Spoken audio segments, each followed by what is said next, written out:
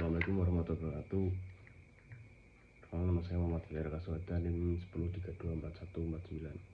Di sini saya akan mempresentasikan tentang hierarki lembaga negara di Indonesia. Yang pertama ada perubahan pasca reformasi. Setelah reformasi 1998 dan amandemen Undang-Undang Dasar 1945 pada 1999 sampai 2002. Terjadi perubahan fundamental dalam struktur lembaga negara. Majelis Pemusyawaratan Rakyat yang semula merupakan lembaga tertinggi negara berubah menjadi lembaga tinggi negara. Artinya tidak lagi berada di atas lembaga lain. Amandemen ini juga membawa prinsip baru dalam sistem pemerintahan, yaitu check and balance antar lembaga, menggantikan model pemisahan kekuasaan yang kaku. Selain itu, muncul berbagai lembaga negara baru seperti Mahkamah Konstitusi, Komisi Yudisial, dan berbagai lembaga independen lainnya. Kedua, ada pengertian lembaga negara. Istilah seperti lembaga negara, badan negara, dan organ negara memiliki makna yang hampir sama. Ketiganya merujuk pada unit atau organ yang menjalankan kekuasaan negara. Dalam teori hukum, misalnya Hans Kelsen, organ negara adalah siapa saja atau apa saja yang menjalankan fungsi yang ditentukan oleh sistem hukum, baik dalam membuat maupun menerapkan hukum. Di Indonesia, penggunaan istilah lembaga negara mulai resmi digunakan menjadi lazim pasca reformasi. Yang ketiga ada klasifikasi lembaga negara. Berdasarkan dasar hukum pembentukan Undang-Undang Dasar 1945 oleh lembaga yang dibentuk langsung oleh konstitusi seperti Presiden, DPR, MA, dan MK bersifat tetap dan tidak dapat dihapus tanpa amandemen Undang-Undang Dasar. Undang-undang contohnya KPK, Komnas HAM dibentuk oleh undang-undang dan bisa diubah atau dibubarkan oleh undang-undang baru. Peraturan di bawah undang-undang lembaga teknis administratif, peraturan daerah, lembaga lokal di daerah, provinsi, atau kabupaten. Lalu berdasarkan fungsi, kalau legislatif itu membentuk undang-undang, kalau eksekutif itu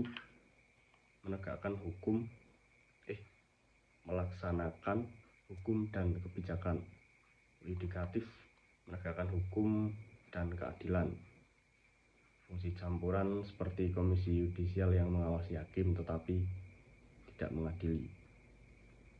Berdasarkan kedudukan, lembaga utama, lembaga yang esensial bagi jalannya negara, contohnya Presiden, DPR, MA. Lembaga penunjang, lembaga pelengkap yang mendukung lembaga utama seperti KPU, Ombudsman, Komisi Penyiaran. Yang keempat, ada hierarki lembaga negara. Hierarki diperlukan untuk memahami tingkat kekuasaan, protokol, dan keabsahan hukum antar lembaga. Tingkat pusat, tingkat 1 dibentuk oleh Undang-Undang Dasar dan diatur lebih lanjut oleh Undang-Undang atau PP, Presiden, DPR, MA. Tingkat 2 dibentuk oleh Undang-Undang dan diatur dengan PP atau Presiden, misal KPK, KPU.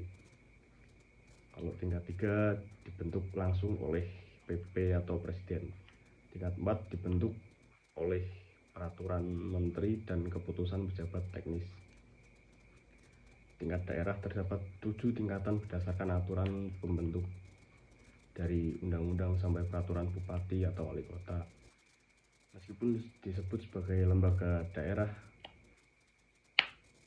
tetap merupakan bagian dari struktur penyelenggara pemerintah yang sah dan terorganisir. Yang kelima, lembaga negara independen. Lembaga ini muncul karena kebutuhan akan netralitas dan profesionalisme dalam tugas-tugas tertentu negara, misalnya pengawasan pemilu, pemberantasan korupsi, pelindungan HAM, tidak terkait langsung pada kekuasaan legislatif, eksekutif, maupun yudikatif. Contoh lembaganya konstitusional dan independen, Komisi Yudisial, KPU, KPK. Terakhir, sengketa kewenangan antar lembaga. jika terjadi konflik kewenangan antar lembaga negara yang diatur dalam Undang-Undang Dasar 1945,